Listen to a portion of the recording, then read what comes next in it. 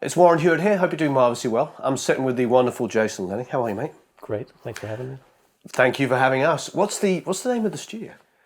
It's the compound. The Compound. Yeah, which is part of my dad's house, and he's got a legitimate studio over here. And in here, we call this the B room, but it's really a converted bedroom with a booth and a Pro Tools rig and some instruments. It's a studio. Yeah. I mean, this is probably 99% of studios in the world. Yeah. I'm currently building a new facility for myself, and it really is basically 2 rooms like this. It's just a little bit bigger. And, right. Great. Trying to get the instruments out of the mix room, because I see. anytime I mix a song in G, all the guitars go boom. That's fantastic. And you have a lot of beautiful guitars here. And a Ricky. Yeah. We can do a little bit of a tour. That thing is fun. It's Yeah? bright. Yeah. Now, you said you started off playing keys. Yeah. That was kind of which I think is, honestly, I wish I'd started off playing keys rather than guitar, because I think you can, I honestly think you develop your ear better that way. Because us old guitar players, we'll be sort of in E-ish. Right. We're in E-ish, we're jamming with other guys, like tuning to each other. Right. Yeah, I think there was something, learning theory and harmony and being able to see all the notes in one place. I think there was definitely something helpful to that. Yeah. So you started on keys, and we were just talking about early sequencing and stuff like that. We couldn't remember the name of that Roland sequencer. Yeah. It had an M. MS. Like MIDI sequencer. MSQ, yeah, I don't know, yeah. MS-101. Probably. That's the first one. there it is. Yeah. Yeah, probably. I think it was their first sequencer. Excuse me. So I remember those very well, with the lights going tick, tick, tick, tick, tick. Everything at that time had lights. And then, what's the name of the 808? You could program that, and that would have lights, and you would choose where to place the kick and the snare by where, you'd see the light come on and off. I had the 505, which was... The 505? The sounds on it, I loved it. Yeah, those were great. They were a little more Fleetwood Mac kind of drum sounds. Right. Do you remember the Yamaha ones, the RX? I never had one or played with one, but yeah, I remember. They were the first sampled drum sounds. And we were like, wow, these sound like real drums. But now you listen to it, and it's just like, don't gat. But at the time, it was like mind blown. It is the beat too. That anytime you open a drum machine, yeah,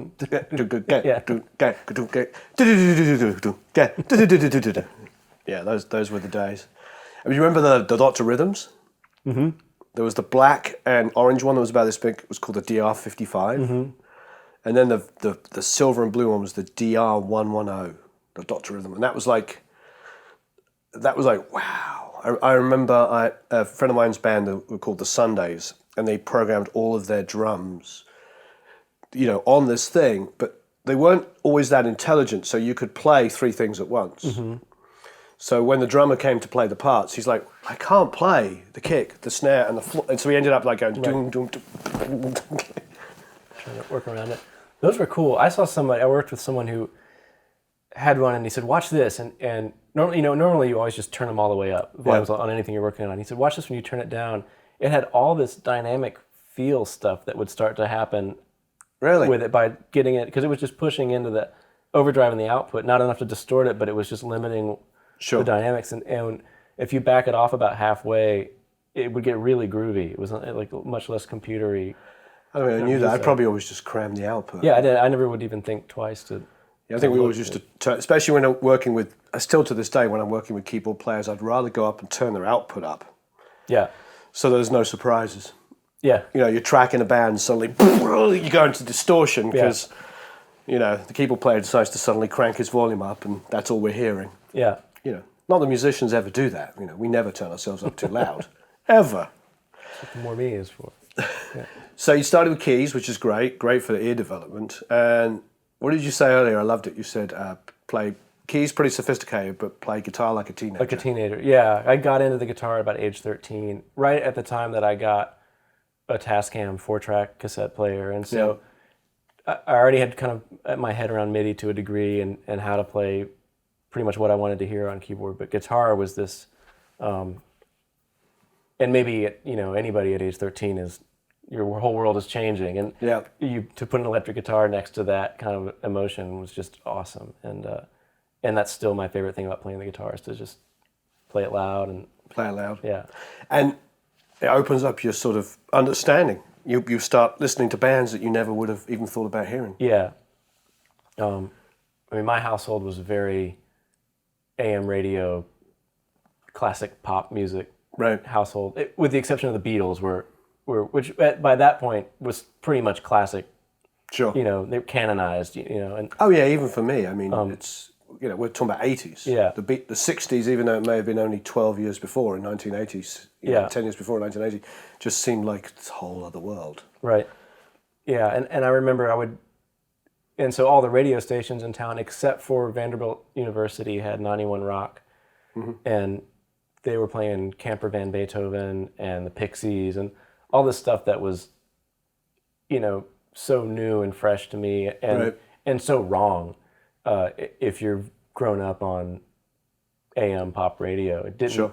If you're hearing David Foster records, which are fantastic records, Sure. but they're clean, they're pretty, everything is correct, and Yeah. and this stuff was angry and loud and out of time and out of tune and awesome, and so Yeah. it really affected me greatly, and to be scared of music was a really fun first for me, and so I started to chase that stuff and got way into those kinds of bands, and that in addition to picking up the guitar and really getting to that really informed and affected my whole thing.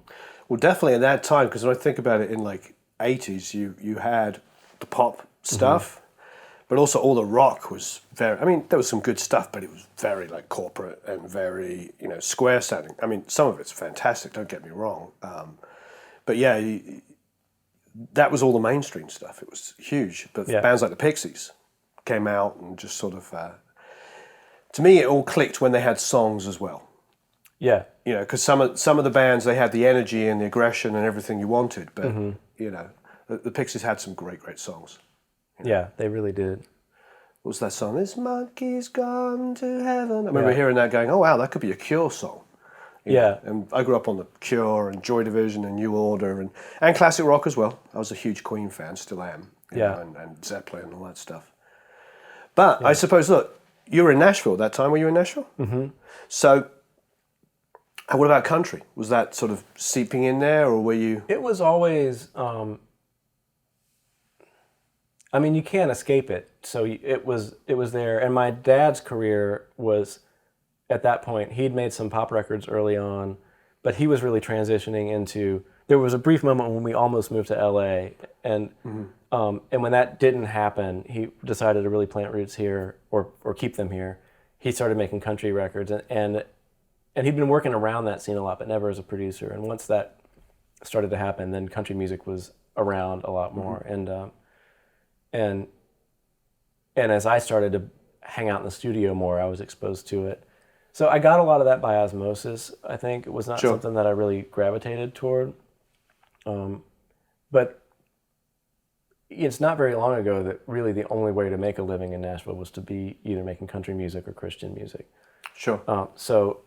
And if you were a band, I mean, I had bands in the 80s and 90s, and you couldn't it didn't matter if you were good or not. If you were from Nashville, like the pop music, A&R world was just allergic to Nashville. And sure.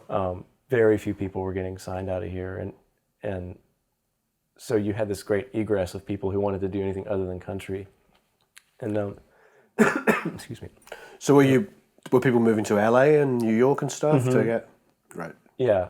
And some came back, and there's always this back and forth, of people in here. And I really give the Kings of Leon credit for making Nashville, because they were from around here. The stuff was kind of born here. Sure. They really, I think, did a lot. And then Jack White moving here, I think, gave Nashville a lot of credibility. But his kind of thing was already happening, and so. And I think at some point, if you're torn between New York and LA and Nashville, and you want to raise a family and you don't want to spend a ton of money, then Nashville becomes kind of the only obvious choice. And yeah, absolutely. Not just for cost of living, but for cost of making records. It's really affordable to do here.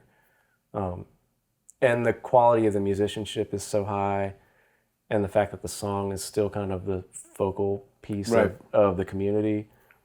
So it kind of weathered a period of of growth that has been really good now. And so, Yeah, I think it's fantastic.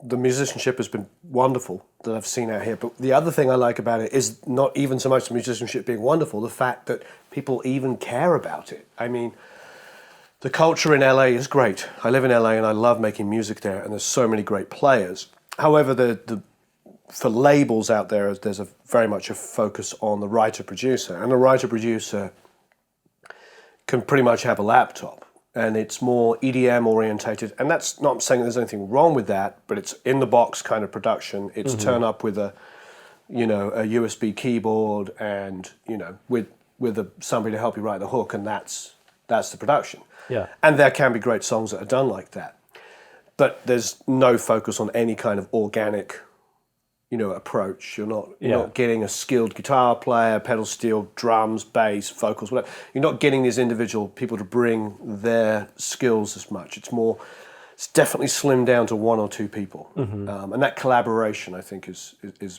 missing.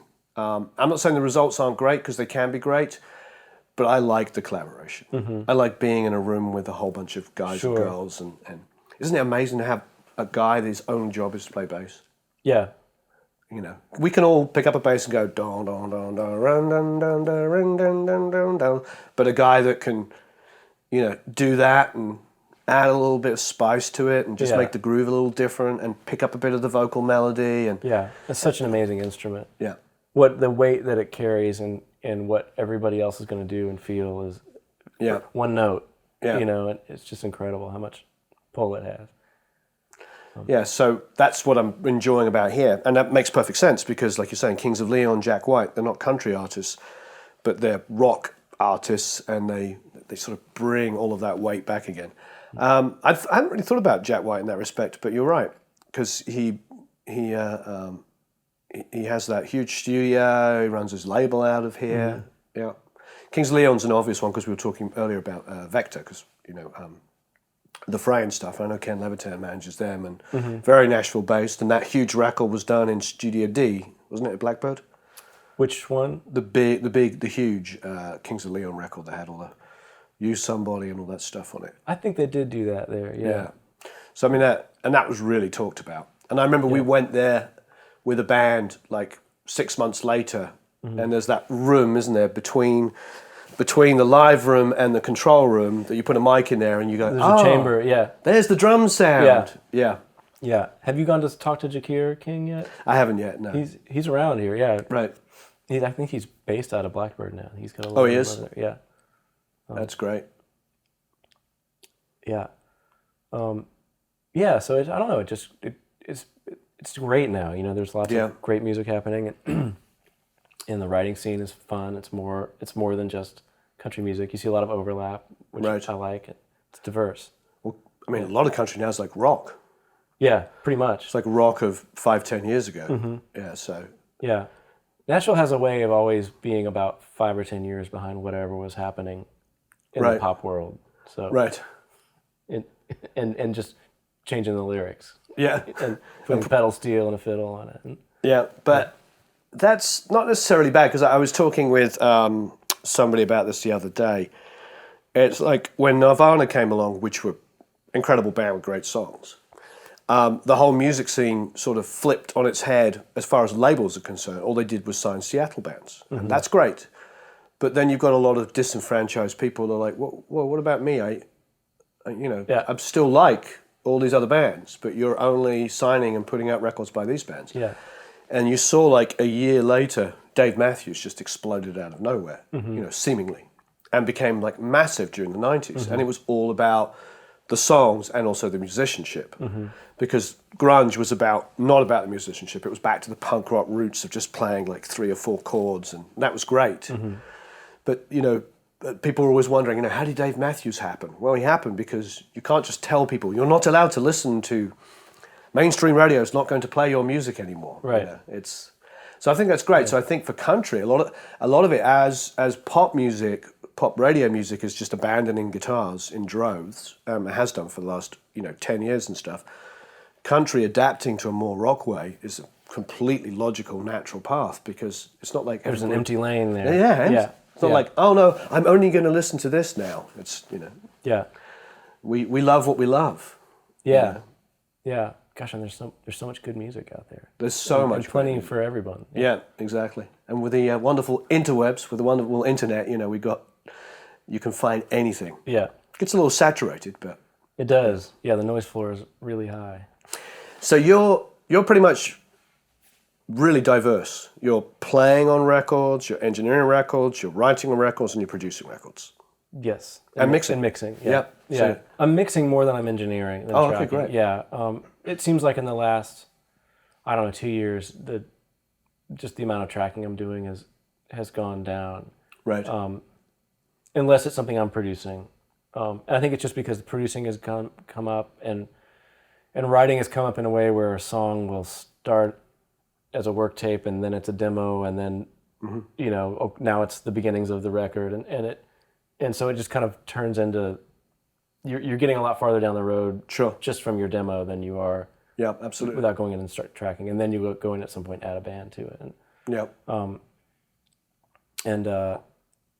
and records that I would have been tracking 2 years ago, I'm now playing on for different producers or just producing them myself, and so Right. I'm not doing as much tracking engineers, and there's some young guys coming up that are so good that I love working with, and so I'll often prefer to have them in the room than do it myself. Right. That's great. So, yeah, there's some really great young engineers, which is cool because I feel like classical engineering chops are really rare these days, and to see some new people excited about, being creative and adventurous, but also like knowing how to break those rules and knowing the rules well enough to know how to break them well. And Yeah, absolutely. so that's fun.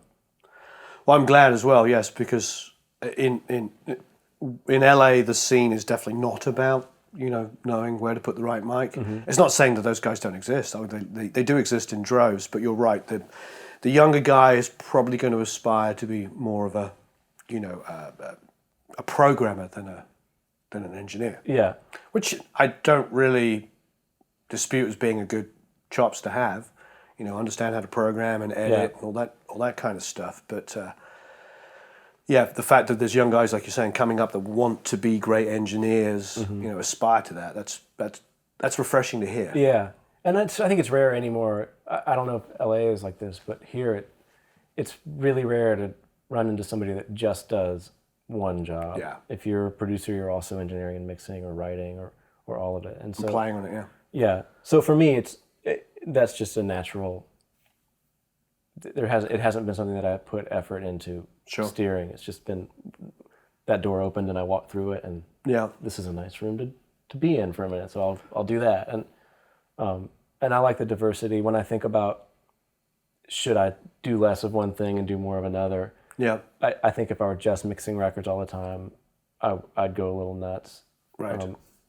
Sitting on your own here 24 hours a day. Yeah, that would be, even within a project, I'll hit a wall and just be like, I gotta get out of here. Right.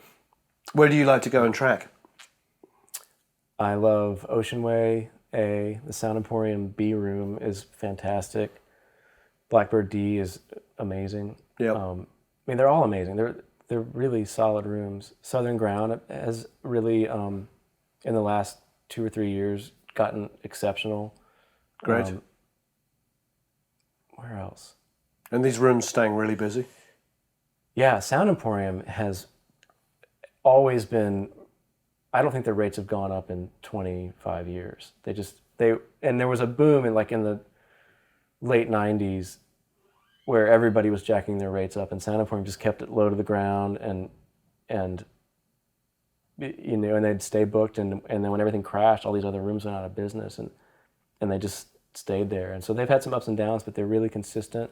Right. The studio changed hands a few years ago, and there was some new investment in just the space. They did kind of remodel the B room, which was already good, but there's a new desk in there and an additional booth. And so what desk they have? They put an API in, Great. A new one, and it's great. I mean, it always sounded good, but now you can really. There was an old Trident in there before, which was fun, but you really had to push it to get it to respond. And now, so it's a lot. You can be a lot more hi-fi in that room if you want to be. And, right. So, They're great, and they always have great assistants. They just it's a real there's a culture of sustainability there that I really like Yeah. about that space. Ocean Way is fantastic. Have you been? I've never been to Ocean Way. I've tracked in Blackbird a whole bunch of times. I was there this morning. There was like a charity session for the Academy of Country Music put together, and they called in a producer named Ross Copperman, who is there's a group of guys that play on the records he's producing, and so we all ran over there for 30 minutes literally and played one song down and left, and then they're bringing that's in fantastic. a bunch of kids to come sing on it, and I don't know where it goes from here, but we were just there. That's fantastic. Yeah, and that's the kind of thing that you can't really do anywhere else. It's like, like you said, the guy whose job it is just to play bass showed up and played his ass off and went on to his 10 o'clock session. Oh, that's fantastic. Yeah. Yeah, it's a wonderful thing. Well, let's take a look around the studio a little bit. Yeah. What are these blue monitors? I don't know. They're ATC SCM20s, and I don't know why they're purple. They're actually like this metallic purple, and I'm really not into it, but they were demos that I bought from the dealer for about half the cost of a new pair, and so I couldn't say no to it, and I really, I like them. They're unforgiving. I mean, and you can tell the room, it shouldn't work. Right. It's it's a Pro Tools rig crammed into a closet. Yep. In a square box, but you know it really well. I finally figured it out. There was a session that I used to go into the A room to mix, and which is great, and there was something I couldn't get in there for, and I had to do this mix, and so we did it in here, and then right before it went to mastering, I thought I'm gonna go in there and just try to beat it, and I pulled up my session in that room. Yep. And I couldn't get it any better. And from that point on, I thought, well, now that I've done that, I'll just stay in here. And it's been great. I mean, I have to check things in the car from time to time. And the bottom end is, there's something great about sitting in a car and going, oops. Yeah. Didn't hear that low rumble there. Yeah, I'll often push the low end too much in here. But other than that, it's great. The ATCs are good. They're really unforgiving. They're more fun in a room that's really dialed. Sure. Because they're room dependent. Whereas like Proax, I think you could put up anywhere and they sound like Proax. A lot of people love Proax, yeah. Yeah. I see ATCs and Proax everywhere. Yeah. Yeah. I've never owned a pair, but I love working on them. I've sort of retired my NS10s unwittingly, just because I've personally been mixing on Genelecs for years. I'm just used to them. Yeah. I know people love them, I know people hate them, I know people in between, but I've been experimenting with something to go with them. So my Yamahas are sort of put behind the console, and I've been playing with different things. So maybe Proax or ATCs come up a lot, especially out here. Yeah. Are you using the NS10s much? I balance, about 2/3 of the way through a mix when I'm really fine-tuning the balance. Before I put on the bus compression or anything like that, just getting the balance right, I'll switch to those. And so is your process, you don't mix through the mix bus, you keep that no compression? I start a mix with nothing on it, and and then there's no compression or EQ on the master bus, and I'll start on these, and I start with the lead vocal, and I just turn that up and make it as big and beautiful as I can, and then I'll go back to the drums. Right. And I really just go through the instrument groups, drums, bass, after the vocal, drums, bass, rhythm instruments, and then whatever extra stuff. And I'll be listening fairly loud, not too loud, and zooming in on individual instruments. And then I'll turn it down and switch to the Yamahas and turn everything off, and again, turn the vocal on. And I've got a place on the master fader where if I know the vocal is sitting at around -5 on the master fader, then that's a good starting point. Sure. And then I'll turn the drums on and just do a balance with the NS10s at low level, and then make maybe overall level adjustment depending on how hard I'm hitting the master bus. And then the two mix stuff comes on, and then I'll usually go back to the ATCs for writing levels. Great. Yeah. Very nice. And you're writing everything. You're writing all your volume automation. Not until the very end. I'll do.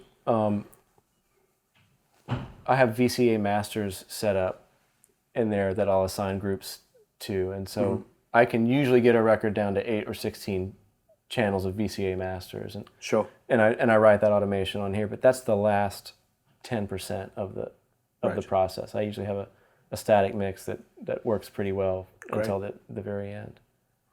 And I see you got the Pacifica there. You're using that for vocals, and I'm using it for everything. I mean, this room, the good and bad of it is that you're never recording more than one or two things at a time, and so sure. I don't even have an EQ in here. I have the Pacifica and the CL1B. I love the CL1B. It's yeah. If you're gonna have one compressor, that's for me. That's the one. Mark Ender, who's one of my favorite mixers, that's his vocal compressor. Yeah, I use it on everything, and I find that even I don't really need, because you can play with the attack and release. You don't really need EQ so much. If what's coming in is decent. Yeah, it's wonderful. So that's it. No, simple's good. Yeah, it's super simple. And the Mackie Big Knob, you're controlling everything in there. Mm-hmm. So obviously you're mixing entirely in the box. You're not breaking out to anything. No, again, I feel like it's just gotten good. I noticed like with the hardest thing for me to find is a 2-bus compressor. Sure. That I love, and I always have to have a couple of them in the chain. Do you have any sort of go-to-ish?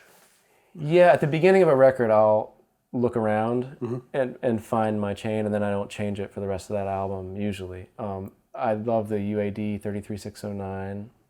Their Summit is good. The 670 Fairchild model. That's all. I have I'll start with a kind of a soft compressor. Sure.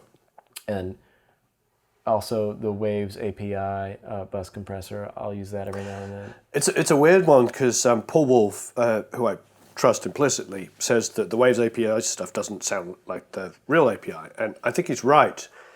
But I actually don't like the API hardware bus compressor. Right. I could never make it do anything except my drum crush. Yeah. And yet the plug-in version I can use all over the place. Yeah. Isn't that weird? Yeah. Yeah, I don't...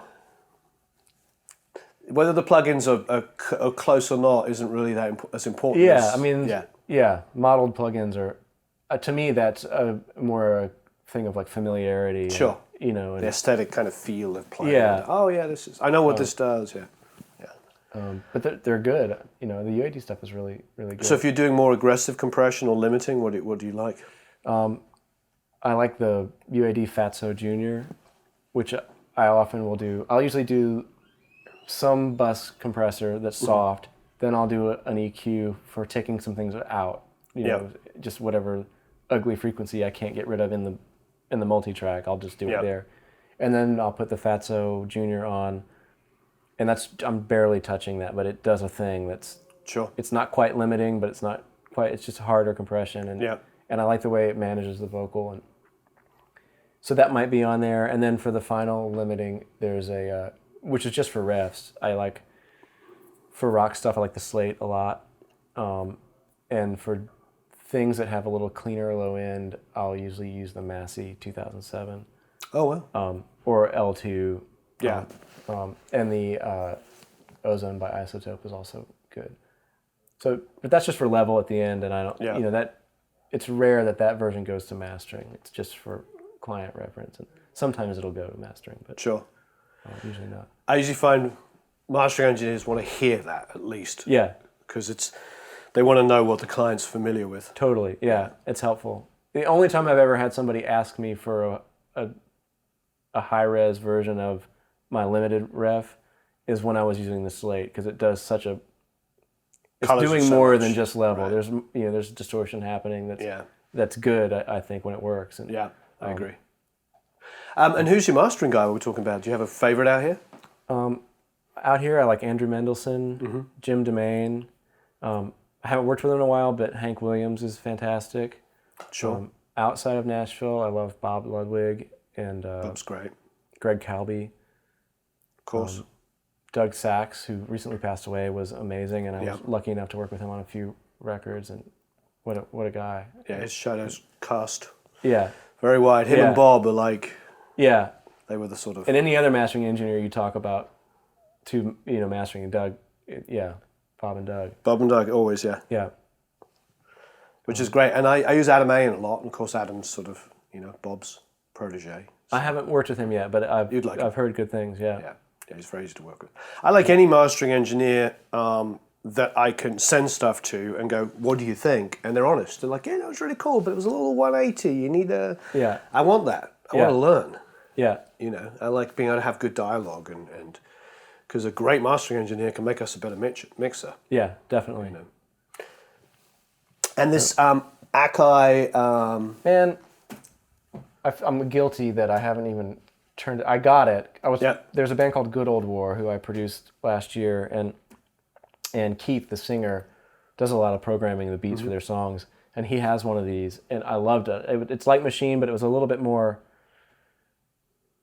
It was like a kid version, which was, to me, more fun. It was really playful, watching him the way he could build stuff. And I got it, and I plugged it into this computer, and this computer is like older, and it just said, no, I'm not doing that. And so it's waiting for me to upgrade, which is going to happen, I think. Whenever I never upgrade my software until I'm buying a new computer. Sure. What version of Pro Tools are you on there? 10.1. Oh, that's not that... I've got one computer on 9. Yeah, so. It's not that old. This is about a maybe 4 or 5 year old system, and it's great. And I always find that once they're working, I don't want to mess with it. And it's rock solid, and it's great. So, but I've just tried to buy a plugin that is only AAX, and so I can't.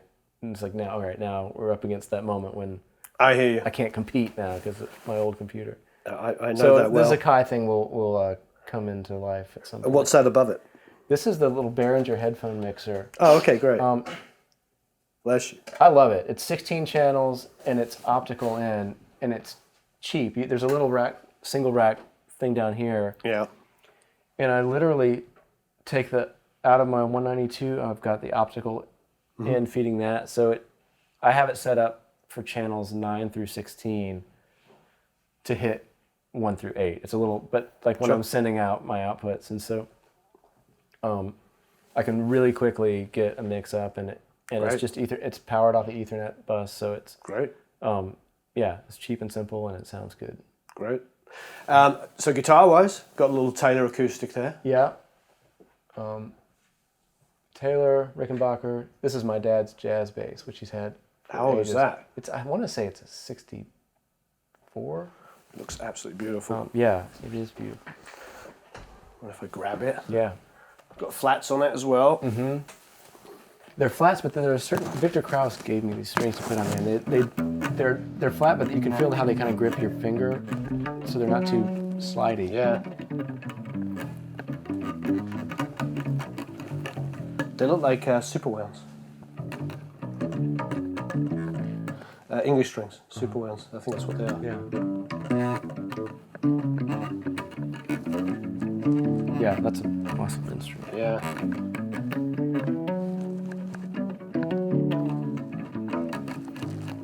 Yeah, it's gorgeous. Very nice indeed. I always love it with the wear on the neck. It just makes it so much more familiar and comfortable. And a Les Paul here. The Les Paul is one of the heaviest Les Pauls you'll pick up. Oh yeah. Yeah.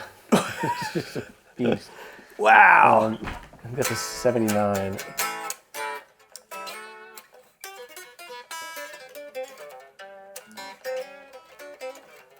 It's nice. And that's been my go-to since I was in high school. That's a 79? I think so. Yeah, it's great. I love it with the natural finish like that. It's beautiful. And then a large body Takamine. And what's that little guitar at the end? This was my dad's in high school. He said he got it when he was 17, and the story behind it is there was this sign painter in his hometown that he took it to paint it. Oh, wow. So, well, it's okay. It's got a steel reinforced neck, so we're okay. Yeah, it's going to be all right. That's beautiful. Yeah. I love the look of this. It's cool. Yeah, it's totally doesn't stay in tune for more than 5 minutes. Yeah. It probably hasn't been tuned in a year.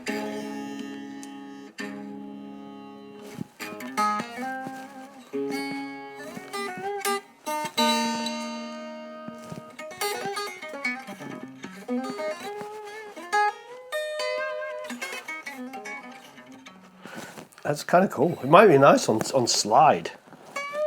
Oh, yeah. It's a good idea. just because it has a sort of trashy kind of, it'll probably kind of crap out, but in a nice way, just kind of, very Raikuda.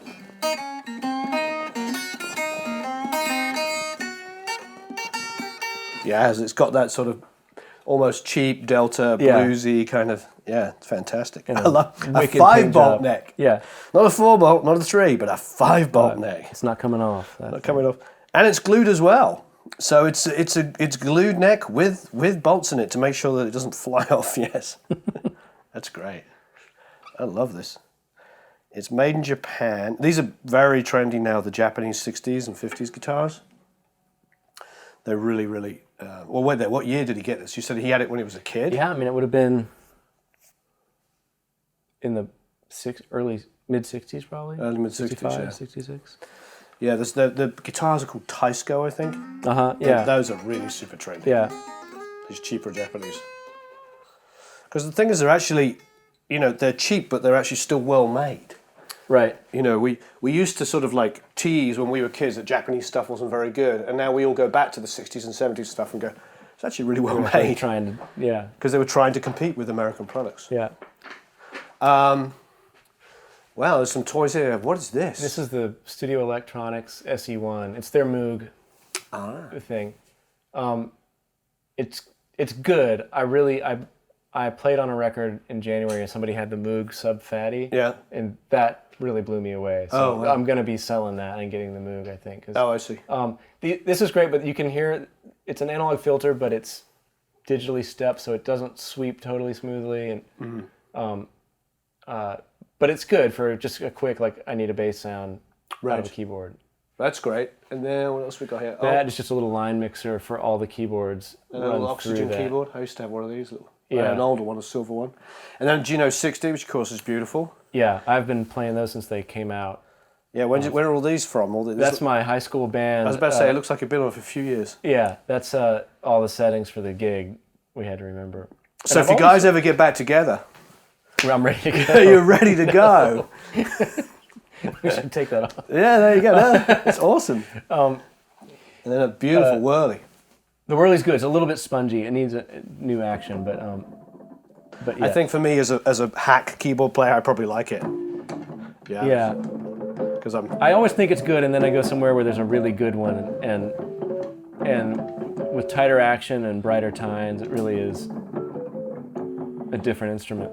Yeah, it's definitely spongy, but it's for my little weak guitar player fingers, I kind of like it. Yeah. I played piano for an hour, and my right hand's like, ugh. Right. That's a whole different.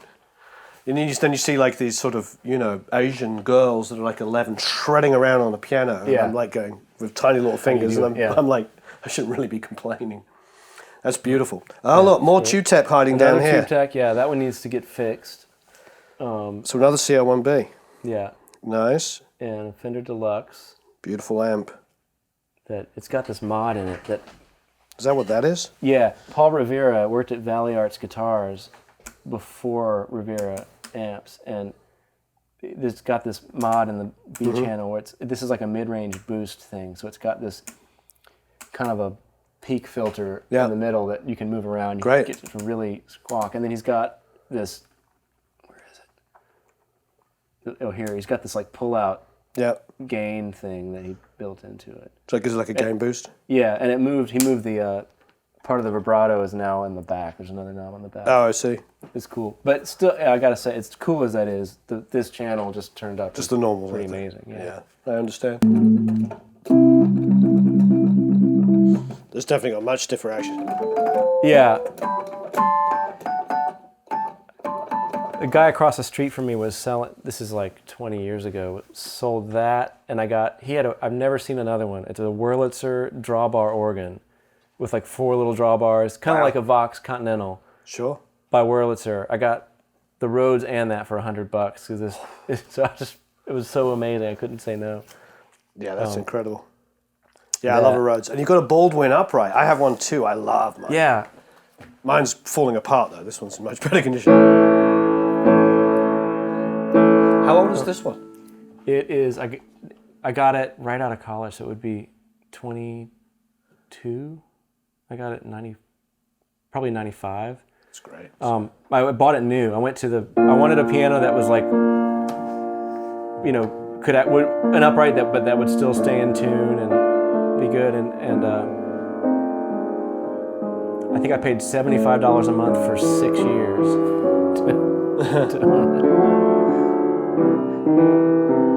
And it's been an awesome piano. The middle range really speaks well. Yeah, it's beautiful. It doesn't love this room. It slips. I have to get it tuned often.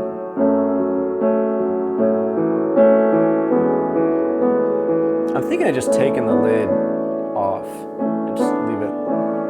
Yeah, I love it.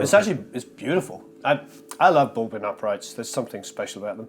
And because they're affordable, I go to so many studios and somebody has one. Yeah. And I say it all the time, so people are going to, it's getting redundant for me to say, but the thing is that everybody has a piano like this. It's just so individual. It's not we all have access to the same sounds these days. Yeah. You want a piano sound, we put a mic, you can choose your mic, you can choose your preamp, you can distort it, you can do whatever, compress it, whatever you want to do with it, and it's your piano sound. Yeah. That's rather true. than the whatever ivory, the plug-in, yeah. No disrespect to the plugins, 'cause it's great, but everybody now has a Steinway and a Bosendorfer and a Bechstein, but not everybody has their own. Yeah. Although I'm totally guilty of writing a song with somebody on the piano and then going and pulling the plug-in up and I've done so many songs where I started with the demo, I'm sure you have too, and then never been able to beat it, so forced. Yeah. A good friend of mine, my old engineer, Phil Allen, recorded Someone Like You, the Adele piano vocal, which won a Grammy and blah, blah, blah, all that stuff.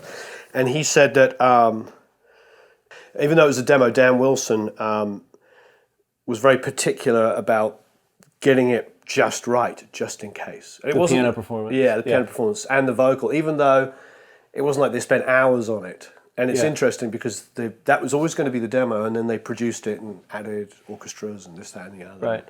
Rick Rubin did a big production number, and it was her mother that tipped it, because when she played the final version to her mother, this is the story I heard from Phil, was her mother goes, "Oh, it's really nice, but I cried when I heard the demo." Oh, that's good. That's how the demo came out. I'm going to use that. Yeah. I cried when I heard the demo. I've heard that before, but just not in the good way.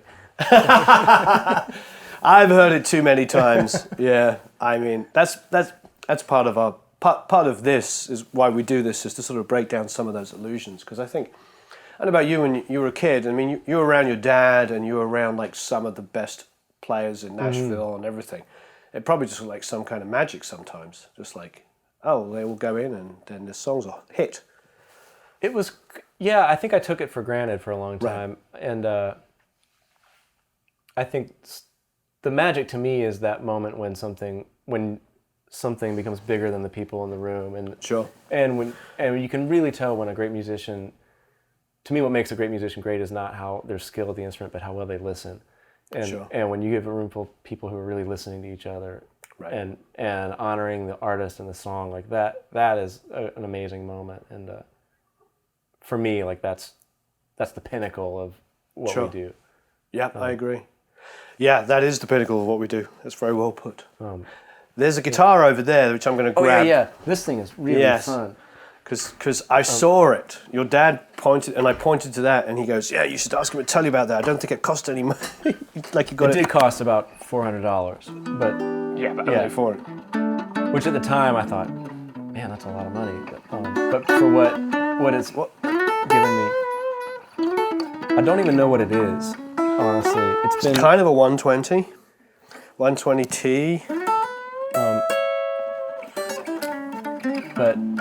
But it's very weird looking. Yeah. With this finish. Yeah, and the whole neck thing here is really strange. Yeah, it definitely looks like it's had some tweaking. But I really like what it. Yeah, it's beautiful. It's a fun guitar to write on because it speaks in the room without being plugged in, but when you plug it in, it kind of sounds like that. It's great.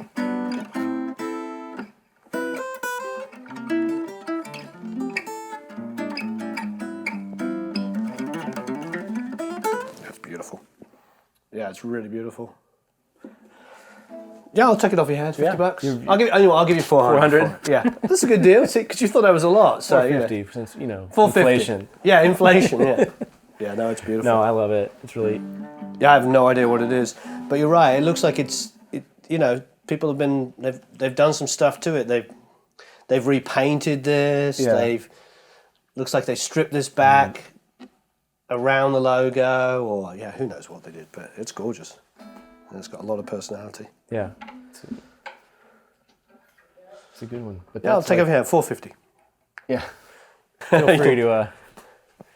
It's like a storage room with my broken laptop and a mic stand. What's your main vocal mic? What are you using? More and these more, days? it's been the SM7.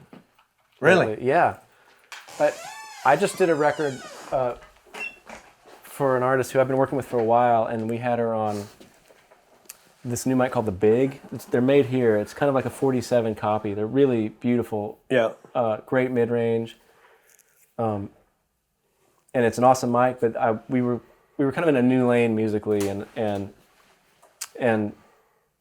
I didn't have access to it or something, or we were in there and we were doing a demo. This is what it was. We were working on a demo, and she was singing great, and so I just said, let's keep going. Sure. And it sounded so good, and when we went to cut the vocal again on the Big, it's like it was just no reason to do it again, and it sounded awesome. And so I ended up doing this whole project on SM7, and singers really like that mic. They like it, and I find too that there's sometimes with a microphone, if a mic is too clear, and it all depends on the record, but I've seen singers where if it's too easy, they don't emote in the same way, and so Sure. trying to give certain singers really need something, a barrier or something to jump over, and the SM7 is a really good mic for that. Well, thanks very much. Yeah. I appreciate Thank it. you. What are you working on at the moment? What are you doing at the moment? Right now I'm writing a lot. I just finished, there's a record on an artist named Aubrey Sellers that's out recently that I've mixed that I'm really excited about. Great. There's a project on a girl named Kelly Bannon that I'm super excited about. I produced, I co-wrote some of it, I recorded it, mixed it, played on it. It's been a real long coming project with her. It's a fun story because she's recently out of her record deal. We recorded like 17 songs for her label, looking for something that the radio department would get behind, and a couple of false starts, and not a ton of enthusiasm for stuff we thought was great. And ultimately, she asked out of the deal, and they said okay, and she went and paid for a 5-song EP herself, and put it out herself, and within a month of turning in the mixes, it was out. And it's happening, like there's radio airplay Wonderful. happening for it. So it's fun to see as hard as she's worked to finally get something out and have it happen. That's so wonderful. That sort of story's getting a little too familiar, isn't it? It is, yeah. And I like record companies, but I think sometimes it just, there's not enough room in that pipeline. There's not enough room, and I think I never want to come off as being negative about labels because they are a part of what we do.